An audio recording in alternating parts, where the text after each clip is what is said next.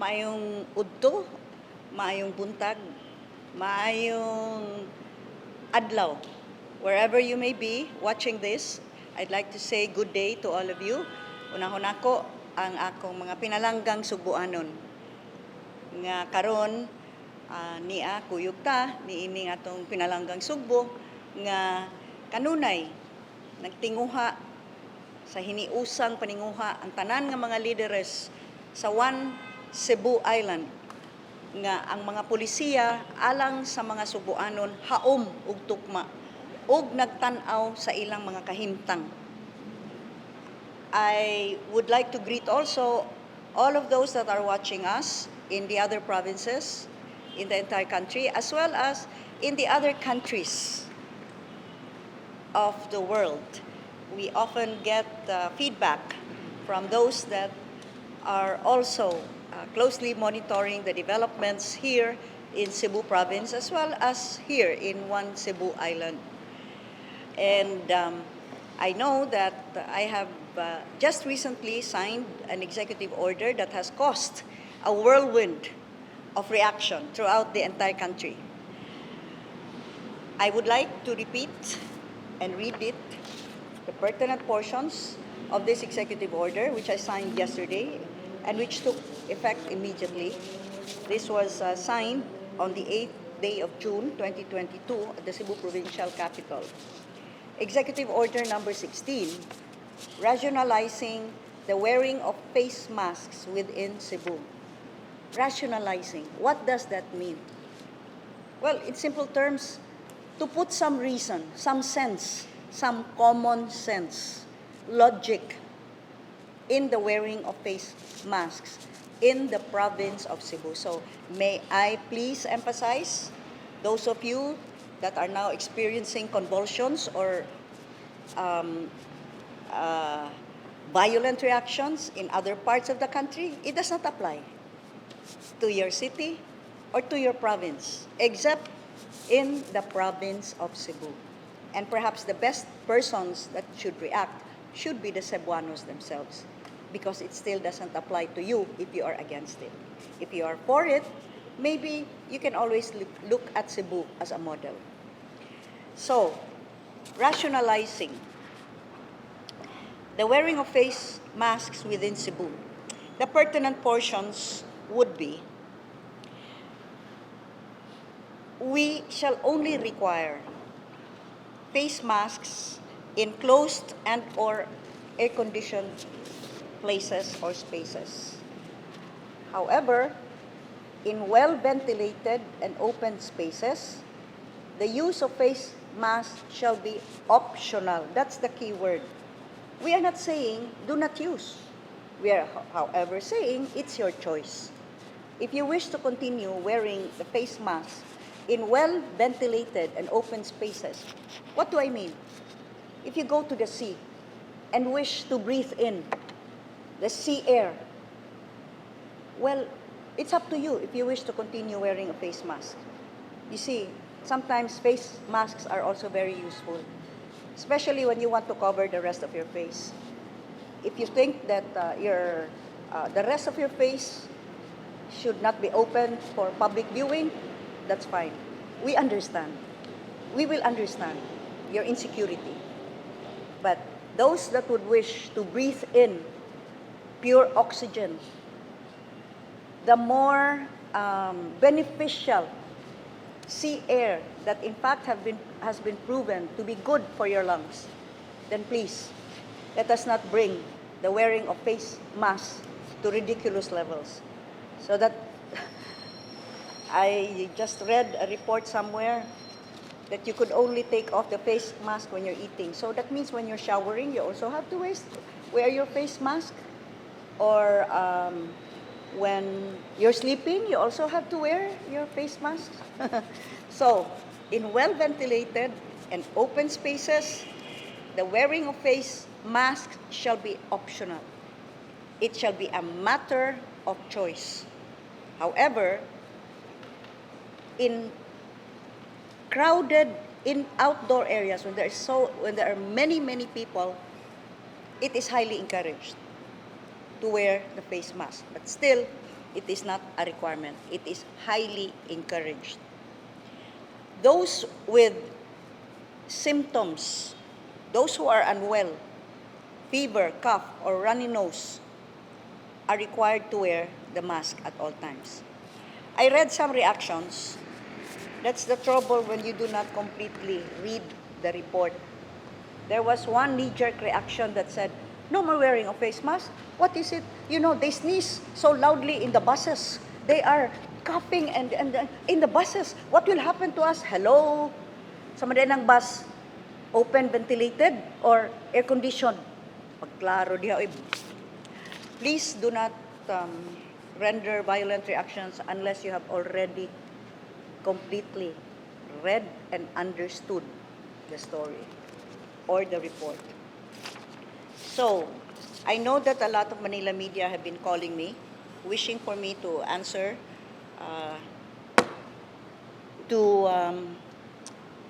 give in to their request for interviews. I beg your indulgence for my not having given the interviews. I found it better to face the local media with this on a live video feed with our own recordings so that I could also immediately answer face to face. Whether you want to wear your face mask or not, at least it's face to face. So that is the long and short of it. I just wish to further add that other countries have also already scrapped the face mask rule in open spaces. Aside from Singapore and the US and the United Kingdom, you also have, to mention a few, Hungary, Ireland, Romania, Poland, Norway, Netherlands, the Czech Republic,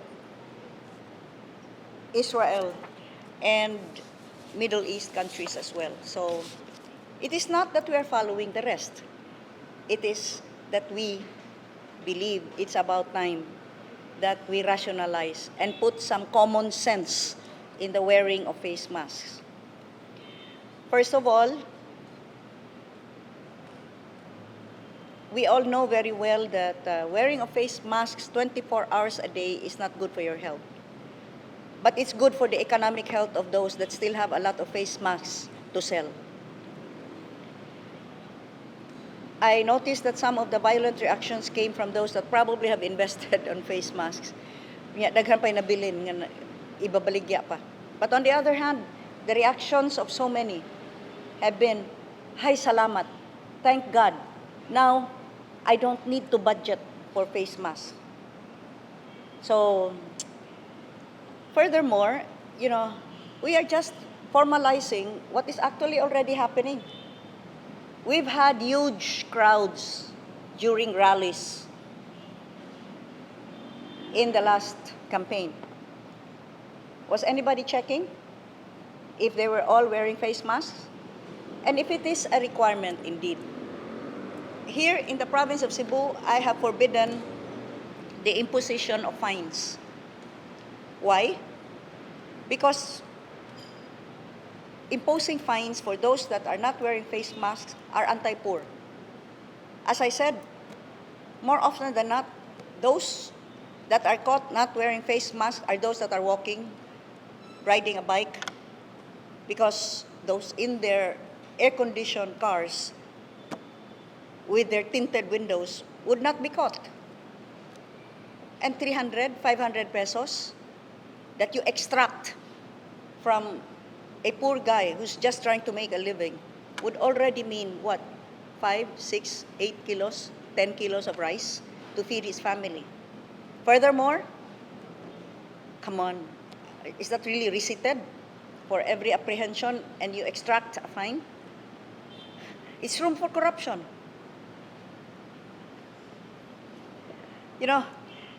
I'm not saying all, but those that may be tasked to apprehend these people, you apprehend 10, you collect what? 10 times 500, 5,000?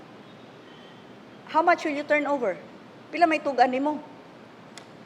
The exact 5,000 or just 1,000? how do you measure the accountability? So here in the province of Cebu, I had already stated, and it is in my executive order, that there shall be no fines for those not wearing face masks. Instead, give them face masks at that time. So this executive order further defines when face masks should be used. Not when you're in open, well-ventilated areas. You go up to the mountains, you want to wear a face mask? You deprive your body, yourself, of breathing in fresh air and oxygen. As I've always been saying, look, you keep breathing back the carbon dioxide that you breathe out. You have less and less oxygen.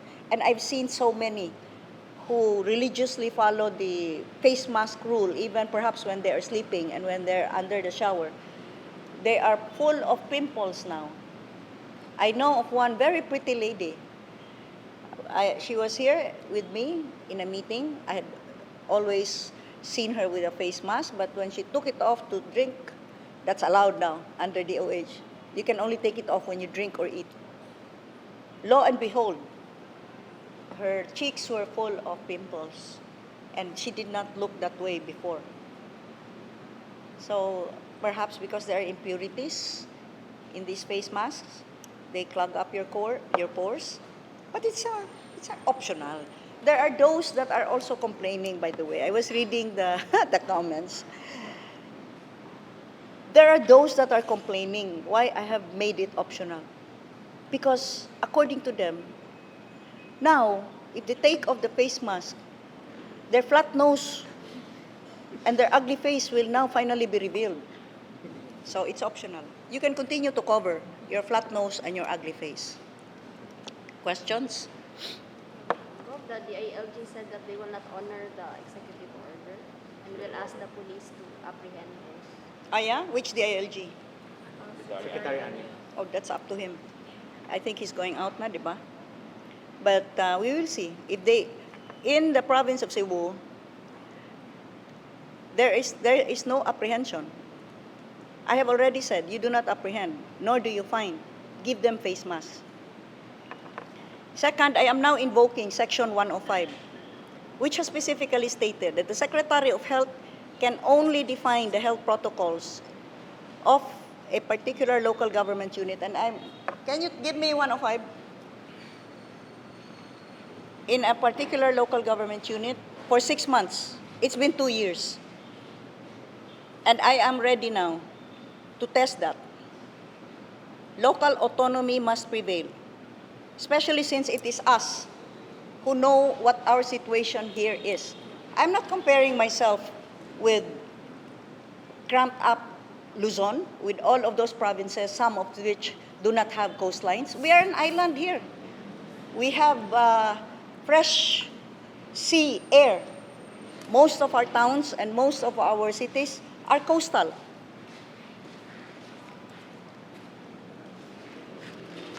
I will read Section 105 for the enlightenment of those up to now are not enlightened. Direct national supervision and control by the Secretary of Health.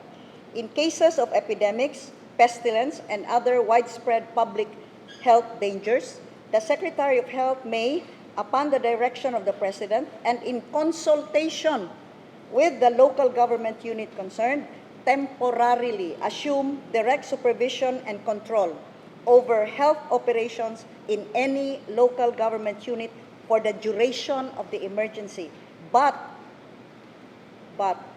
in no case exceeding a cumulative period of 6 months. With the concurrence of the local government unit concerned, the period for such national control and supervision may be further extended. The IATF is a creation by presidential decree, which directly puts the Secretary of Health as a co-chair. This was done early 2020. It's been over 6 months. And if I may notice, it seems that there has been no consultation with the local government units for that matter. I call upon all the leagues the city, municipal, and even the League of Provinces to remember that Republic Act 7160 was specifically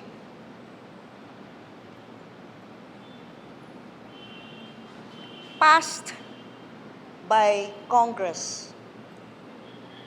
My father was one of its authors, primarily to recognize local autonomy, which is enshrined in the Constitution. So, I do not craft policy out of some capricious whim. Each and every decision is anchored upon existing laws and, more importantly, upon keen observation of the situation of my constituents here in Cebu, because I am accountable to them. I was elected by 1.4 million Cebuanos in this recent election. And so I answer to 1,478,436 Cebuanos. I am accountable for this mandate, and I must at all times decide in accordance with the greater good for the greater number. This will be a test, So unless, because I am calling on the PNP to make no such apprehensions. If you recall, there is operational control of the local government unit over the police.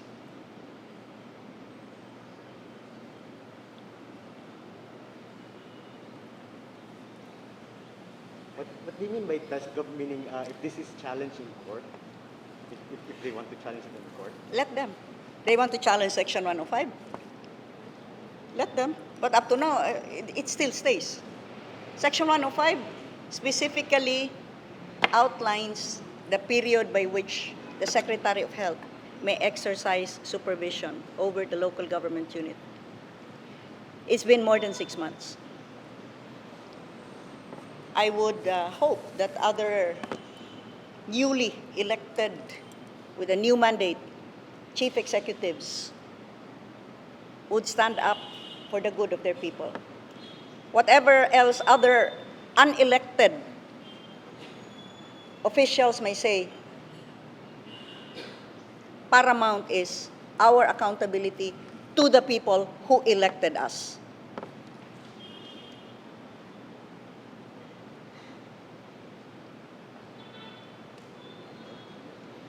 Yeah, and I noticed it was only ABS-CBN that actually had a different slant on the news. It would seem that CNN, GMA7, even CDN were quite upfront in the presentation without needing to compare and putting both our pictures, my picture and my statement, as regards the optional use of face masks, and Secretary Duque's picture with his statement that you can only take off the mask when you're eating. Yeah, ABS-CBN. Hi. So you have any more controversial questions? Okay. CNN? Clarification lang ko. In this case, mag-bail ang EO over sa memorandum sa GILG. Well, I have an existing executive order. I will be asking as well the provincial board to support by ordinance the executive order. That will be in next Monday session.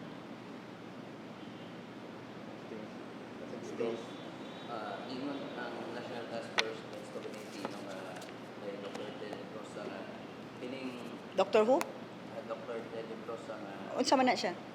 file ko. Gobernador? National Task Force against COVID-19 Special Medical Advisor. Okay, Siya fine. Under, Sige. sa mga daghan na kayo ang mapakupos alert level 1 ng mga LGUs, kupos na kong kaso. So, usas mga posibleng adjustment kining pagwa sa face mask. So, murag ni kuan po sa mga Thank you, Dr. Hebrosa. I think, you see, it's about time somebody says it. It's the elephant in the room. Look around. We are just formalizing what is actually happening. People are taking off their masks. Are you catching? So now that the ALG says the police will now apprehend, you did not apprehend these people who were massing up in the rallies of BBM, of Lenny, and all of this. And now suddenly you do an about face because what na kampanya? We are just recognizing, and I probably am the first courageous one to say it. The public is sick and tired of these face masks. Especially when it's already unreasonable to be wearing it in wide open, ventilated areas. We all know, ventilation is key. And yet we continue to insist. Why did you not insist? Why did the DILG not instruct the PNP, ABS-CBN, to apprehend all those that attended rallies who were not wearing face masks? Or all those who stood by the roadsides in hundreds of thousands for the caravans not wearing face masks? And now suddenly you direct the PNP to apprehend those not wearing face masks because of my executive order? So were they sleeping during the time of the campaign? And now they've suddenly awakened because manang election? I am just formalizing what is already being practiced. That is why I said I am rationalizing it. Why? Because the PNP do not know what to do. If they suddenly make arrests at this time, then they will be put to task to explain why they never made arrests during the campaigns. So you start making arrests because of an executive order, and you do not arrest the hundreds of thousands that milled around during rallies because there was no executive order, in spite of the fact that they were not wearing masks.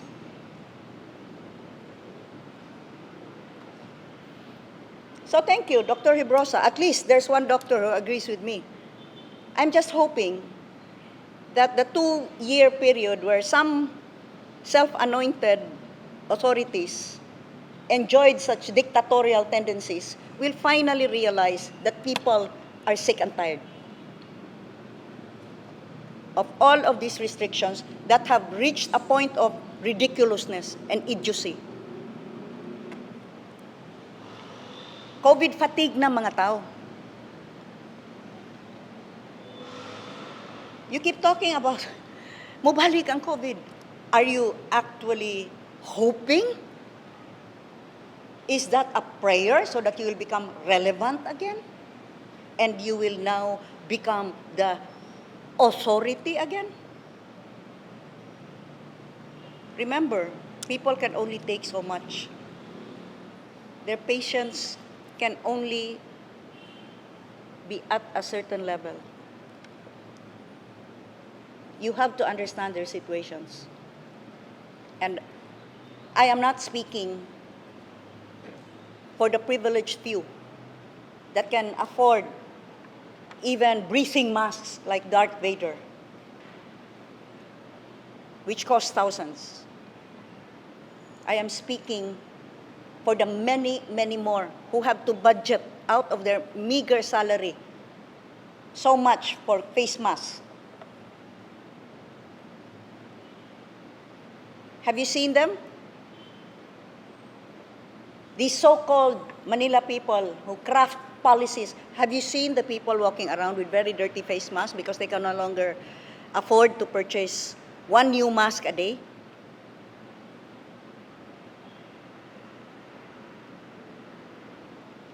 And then there was this great debate regarding whether we should really purchase that kind of mask or whether cloth masks were possible. And some experts, cloth mask is not good because it does not completely shut out all the microns and all the germs and the bacteria and the virus, blah, blah, blah. Why? Because, wow. Napay double masking. Double masking pa. Why? You have to double mask. Why? Paspas, daghan pang supply nga mask. Yeah, I know of one who suddenly entered into the face mask making business. Maybe there's still a lot of supply. And you know, how many face mask manufacturers are now lobbying that we continue with the face mask policy? At the expense of the poor. At the expense of those who just want to eke out a living and spend this money for their families without needing to contend with an extra budget of purchasing face masks. Remember there was a time cloth masks were not allowed? When they could have manufactured unta, you could do that, you could wash it. No, but because you have to buy the face mask. I'm just saying it's reached ridiculous levels. But it's not just ridiculous, it's sad. I am sad for the many, many Cebuanos who are burdened with the purchase and use of these face masks.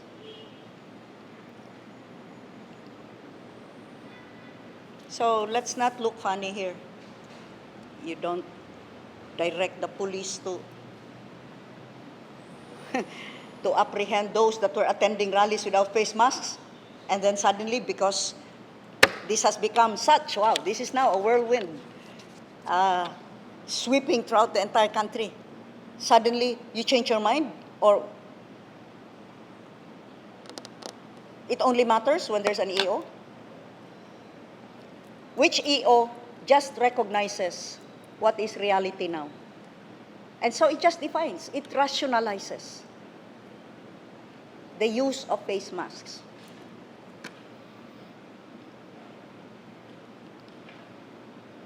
Sa pailain kontrobersya ninyo, ABS-CBN.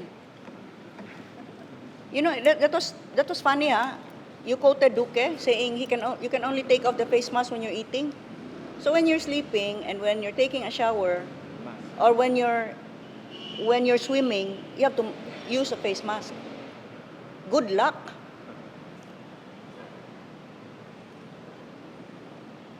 Maybe they should now design a new face mask with a slit so that you can still wear while you're eating. Yeah, and then that will be more business for our face mask manufacturers. Remember the face shield? Yeah. So, by the way, I just want to know, regulatory pa? Kinanglan pa? Mandatory pa ang face shield or no more? Nahurot na ang stock? O baligya? Is it still mandatory? Are we also going to tell the PNP to apprehend those that are not wearing? Because if I recall, there is no direct statement on the face shields. Parehas tos backriding. Remember backriding? I was the first to say under the law, a person up to the 4th degree of consanguinity may backride using the appropriate footwear and headwear. That was in my executive order, which was to be adopted by the provincial board. Because that's legal. And you did not allow these people were saying, no, you cannot. Di pwede backride. Maski banag asawa. Husband and wife were not allowed to backride because even inside the house, you have to have social distancing. So, ay na mo pagdog. Why? They did not allow the backriding policy. Because do na di ay manufacture nga mga barriers. And some were so unfortunate, thinking they could make good business, immediately bought these barriers. And then suddenly, they were just silent. And they suddenly allowed backriding. But prior to that, no, not allowed. So you would see, and at that time, public transport was not allowed yet. So you would see husbands riding their motorcycle and wives walking, who had to go to work, or daughters walking on their way to work, or carried in a sled at the back. Murakabaw ba?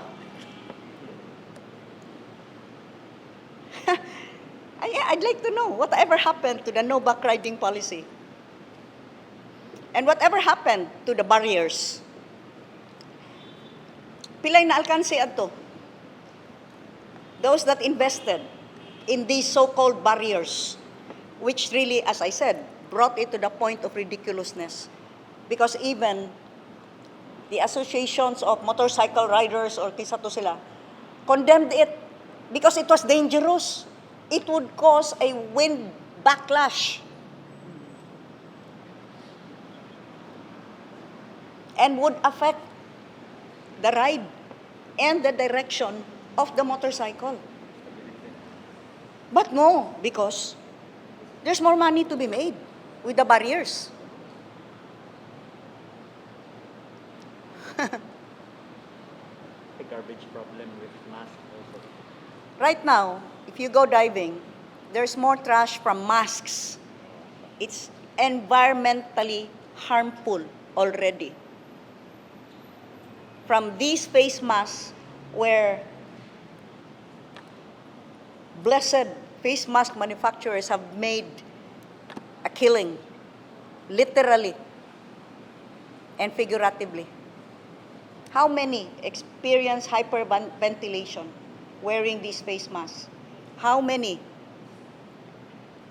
have experienced their asthma worsening because of these face masks? And yet we must continue, and you will be apprehended by the PNP if you do not wear face mask now. But no such order came out during the campaign.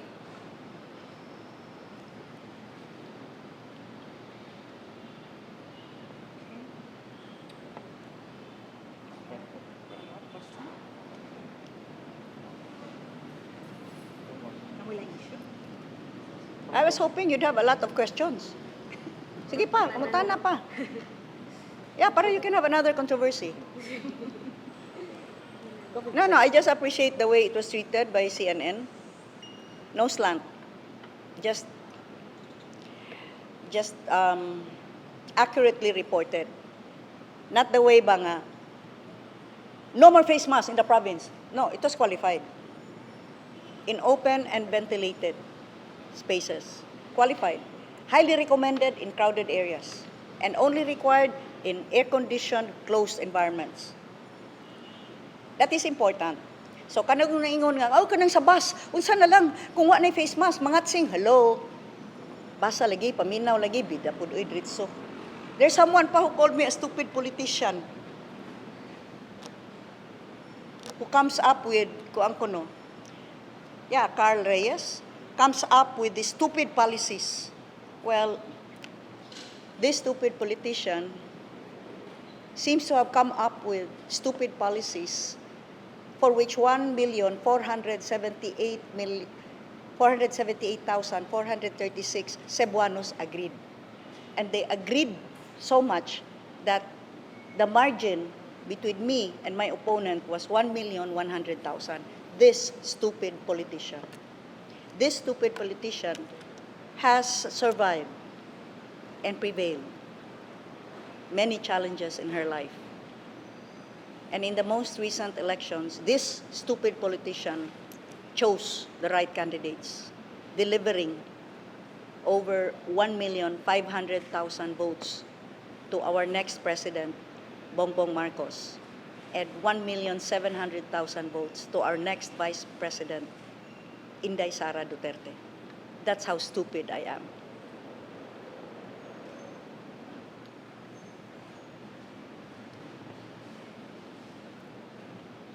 You know why I'm stupid? Because I go down to the level of the people who chose me. They are my responsibility. And, well, I guess that's no? Stupid is the same as bobo, the same buzzwords. Bobo, stupid. Well, Cebu is the richest province. We delivered the biggest votes. And my one Cebu won in practically 95% of the entire province. And we achieved the one Cebu Island policy. So,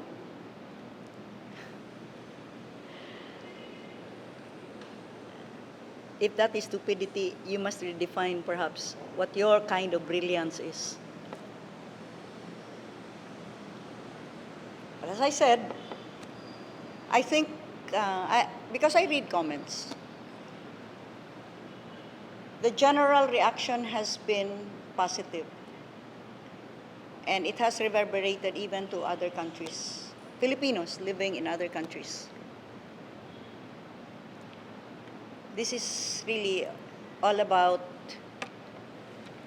because I am elected, I was chosen, I am tasked with the responsibility of looking after the welfare and benefit of the Cebuanos who elected me into office. For after all, I will be responsible for my decisions. Those that are unelected, who decide for Cebu, will not be responsible and will not be accountable for such decisions. I will be. So I decide in accordance with what I know is real data on the ground. Because I have been crisscrossing this province since time immemorial. And even most recently, right after the elections, instead of taking a vacay or choosing to make myself scarce to earn a well-deserved rest, no, I chose to go around the province once again through our caravan of services. 10 of them, all around the districts and islands of the province. So, I have seen the situation and I continue to observe and closely monitor the situation on the ground. That is how I make my decisions, not based on what is fed to you. By those who do not also know.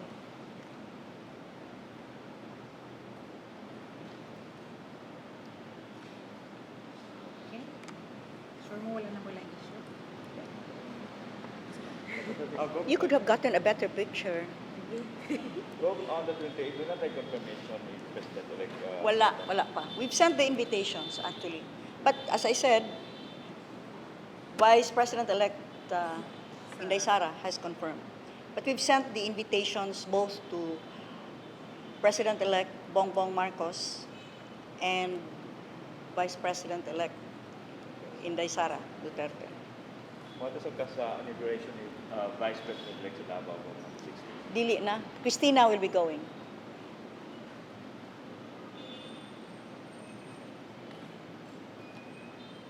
Okay. Closing ko? Closing. Well, I will end by saying that you have all closely observed me throughout these now close to 3 years where we faced horrendous challenges. First of all, the prolonged COVID-19 challenge and the need for me to closely analyze data and adopt policies in accordance with what has been analyzed and studied. There were those that were critical of my policies because as early as 2020, June, I had already declared I will never allow another lockdown. I was castigated in social media by those who could afford to continually pay data.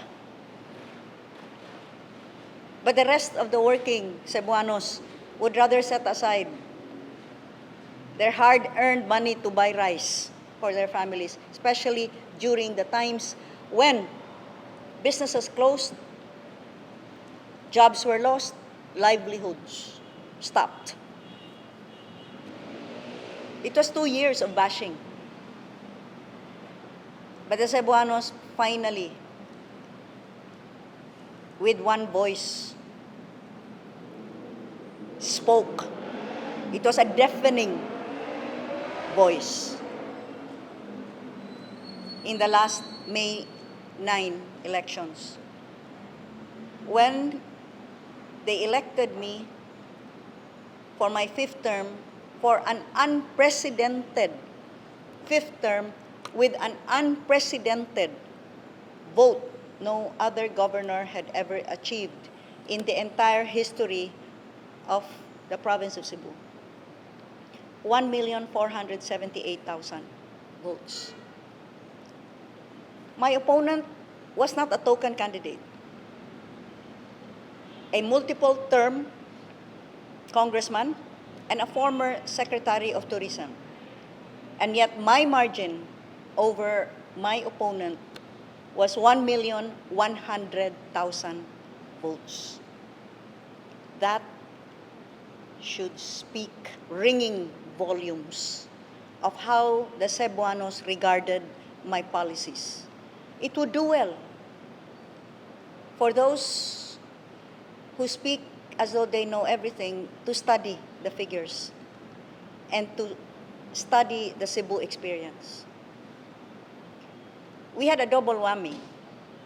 We did not only face the COVID challenge, we also faced Typhoon Odette. And the province of Cebu had the biggest expanse of devastation because Typhoon Odette hit 37 local government units belonging to the province of Cebu. That was a make or break for any politician or for any public official. How I responded, how anyone responded to the horrendous challenge of picking up the pieces and recovering from the devastation of Typhoon Odette made or broke political careers. But we worked. And we worked in unity with all sectors and all LGUs affected. We led and we prevailed. We did not only survive, we prevailed. We triumphed. Literally. Because we triumphed in the last May 9, 2022 elections. And it was not just a whimper of a triumph. It was a resounding victory, a resounding vote of confidence by Cebuanos saying, yes, we agree with your policies, Gwen. We want you to continue serving us. And that's the way I will continue. Taking this as a sacred duty to above all hold paramount the good of the greater number, not the few selfish interests of those that would stand to gain with the continued restrictions and continued use of face masks even in open, well-ventilated areas. So ako mga pinalanggang Cebuanon, sa makausap pa, magpasalamat ko kaninyo sa inyong pagsalig nga gihatag kanako. Ako kining isipong balaanong saad nga dili ug dili ko gayud kamo pakyason. Sa kanunay, ang mga kabos, ang mga naglisod, ang kadaghanan nga naningkamot lang nga makapanginabuhi aron makapakaon, makapaedukar ug makahatag og arang-arang nga kinabuhi sa ilang pamilya. Kamo mo'y akong kanunay giisip ug gilantaw. Ug ang tanan kong pulisiya alang kaninyo lamang. Daghan kaayong salamat.